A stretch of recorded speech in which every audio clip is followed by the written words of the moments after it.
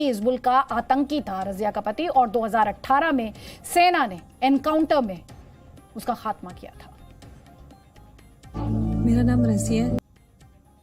तो कभी खाने को मिलता था और कभी खाने को नहीं मिलता था, कोई सुध लेने वाला नहीं था और इनके हाल पे छोड़ दिया गया। ये आपने रजिया को कहते हुए सुना। ये पाकिस्तान के अत्याचारों के खिलाफ सबसे बड़ी गवाही आप कह सकते हैं। इस आवाज की तकलीफ, इस आवाज के दर्द को आप मिस नहीं कर सकते। और किस तरह से आप बीती सुनाई है रजिया ने, खुद ही सुनिए।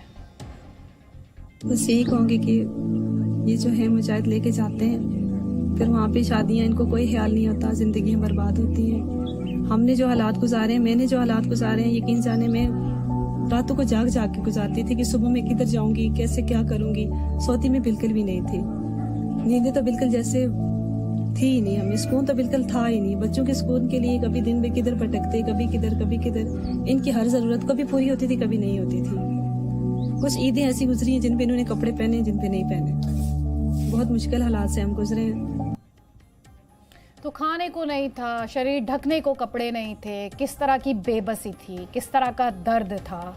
पाकिस्तान को एक्सपोज करने वाली रजिया की बातों को आज आपके लिए ध्यान से सुनना बहुत ज़्यादा ज़रूरी है। रजिया के पति जो थे वो एक टेरर आउटफिट से जुड़े हुए थे, और जब पति को एनकाउंटर में पति का सफाया हुआ, पति की मौत हो गई, पति को मार दिया गया, उसके बाद किसी ने भी रजिया बीबी की सुध नहीं ली। और तब वो भारत आई हैं। भारत में उन्हें उम्मीद दिखाई देती है, भारत में उन्हें भविष्य दिखाई देता है, भारत में उन्हें अपना फ्यूचर दिखाई देता है।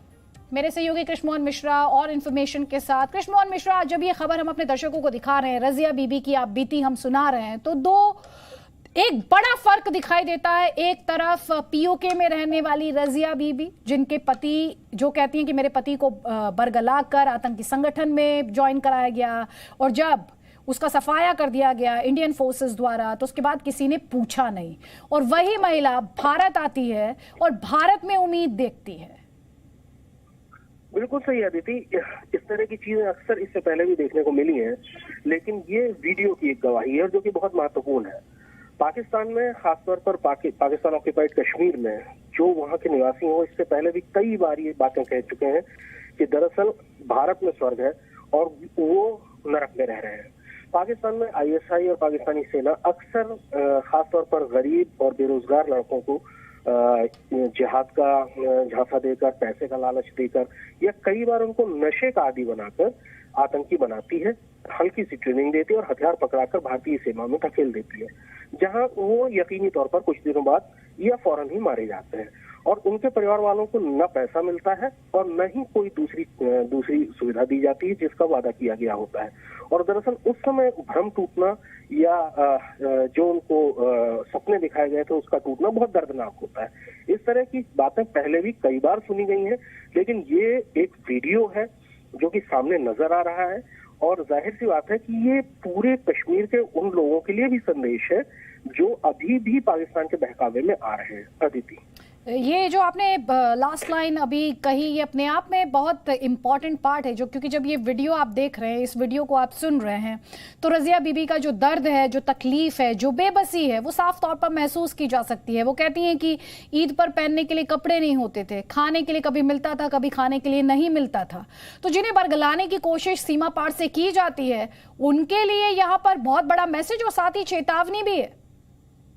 बिल्कुल सही अदिति, पाकिस्तान में दरअसल इकलौती एक ही इंडस्ट्री है, वो है टेररिज्म इंडस्ट्री। पाकिस्तान में आम आदमी की ही हालत बहुत खराब है। तो जिनको आतंकवादी बनाया जाता है वो समाज के सबसे निचले तबके के होते हैं। कोई मजदूर होता है, कोई इन भट्टे में काम कर रहा होता है, कोई बेरोजगार होता है, सड़कों पर घूम रहा होता है, कई लोग उनमें नशे के आदी होते हैं। और आईएसआई और पाकिस्तान की सेना वहीं से उनको रिक्रूट करती है। उनको शुरुआत में जो भी घर वालों को देने के लिए कुछ पैसे दिए जाते हैं, उनको कपड़े दिए जाते हैं, अच्छा खाना। कई तो ऐसे लोग होते हैं, कई बार ऐसे ऑफिसर्स ने जो ऐसे इंट्रोगेशन में शामिल रहे आतंकवादियों के, जिन्होंने या तो सरेंडर किया या पकड़े गए, उन्होंने बताया कि आतंकवादियों ने बताया कि ट्रेनिंग कैंप में जाके पहली बार उनको 2 टाइम अच्छा खाना मिला। और इन सारी चीजों का इस्तेमाल पाकिस्तान की सेना और आईएसआई करती है। उनको कई बार 5,000 रुपए की मासिक तनख्वाह पर भी वो अपनी जान देने के लिए राजी हो जाते हैं। इससे अंदाजा लगाइए कि उनकी आर्थिक स्थिति कैसी होगी। अक्सर उनको ये कहा जाता है कि अगर वो मर गए तो उन्हें तो जन्नत मिलेगी, और उनके घर वालों को 5 लाख या 10 लाख या 15 लाख एक बहुत बड़ी रकम का उनसे वादा किया जाता है, जो दरअसल उनको कभी मिलती नहीं है।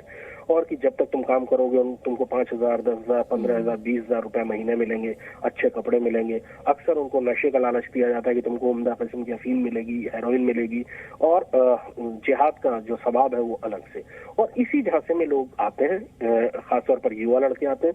वो महिला अपने बात में, वीडियो में ये बात कह भी रही है कि सारे के सारे अक्सर लोग जवानी में इन सारी चक्करों में पड़ते हैं और उसका जवानी में ही चले जाते हैं। किसी आतंकवादी की जो एक एवरेज लाइफ है कश्मीर में, वो किसी जमाने में 9 महीने होती थी, आज की तारीख में जो औसत उम्र है एक आतंकवादी की वो 2 से 3 महीने रह गई है, जिनमें से कई तो ऐसे हैं कि वो एलओसी पार करते हुए ही मारे जाते हैं।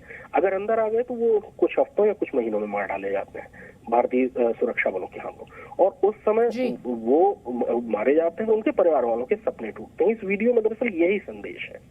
बहुत बहुत शुक्रिया कृष्ण मोहन मिश्रा।